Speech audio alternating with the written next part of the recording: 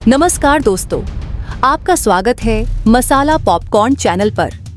यहाँ हम फिल्मों को आसान और मजेदार अंदाज में समझाते हैं।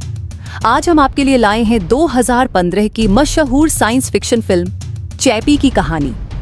इस फिल्म का निर्देशन नील ब्लॉमकैम्प ने किया है और ये भविष्य की एक ऐसी दुनिया की झलक देती है जहाँ तकनीक और भावनाओं के बीच की सीमाएं धुंधली हो जाती है।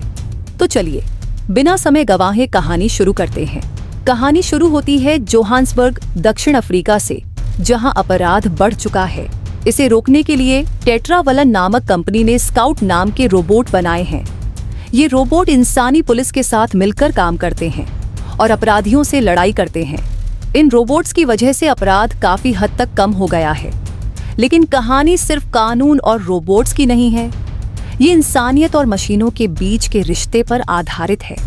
फिल्म का मुख्य किरदार डायोन विल्सन, जिसे देव पटेल ने निभाया है, एक प्रतिभाशाली इंजीनियर है।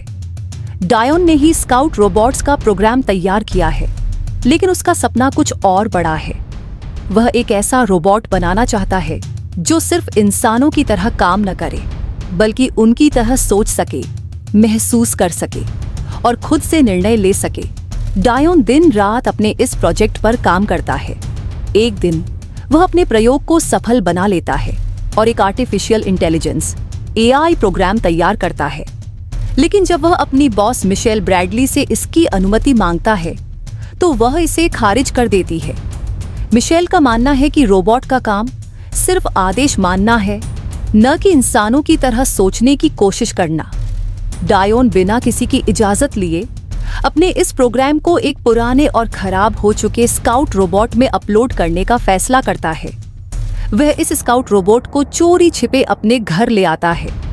लेकिन तभी कहानी में ट्विस्ट आता है। डायोन को गैंगस्टर्स का एक ग्रुप किडनैप कर लेता है।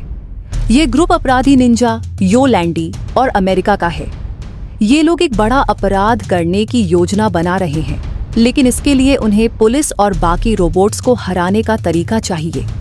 जब उन्हें पता चलता है कि डायोन रोबोट्स को प्रोग्राम कर सकता है, तो वे उसे मजबूर करते हैं कि वह उनके लिए एक ऐसा रोबोट बनाए जो उनके आदेश माने। डायोन मजबूरी में उनके साथ काम करता है और उस खराब स्काउट रोबोट में अपना AI प्रोग्राम अपलोड करता है।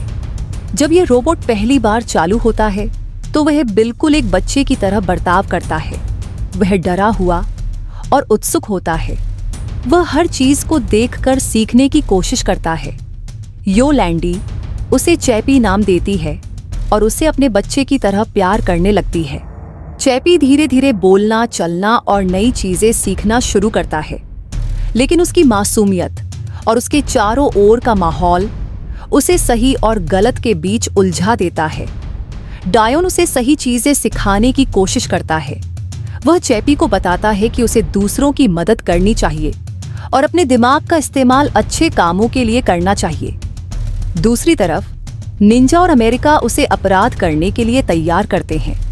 वे उसे बंदूक चलाना, चोरी करना और दूसरों को डराना सिखाते हैं। ये देखकर डायोन परेशान हो जाता है, लेकिन वह ज्यादा कुछ नहीं कर पाता। चैपी को धीरे धीरे समझ में आता है कि उसका शरीर ज्यादा दिन नहीं चल पाएगा, क्योंकि उसकी बैटरी खराब हो चुकी है।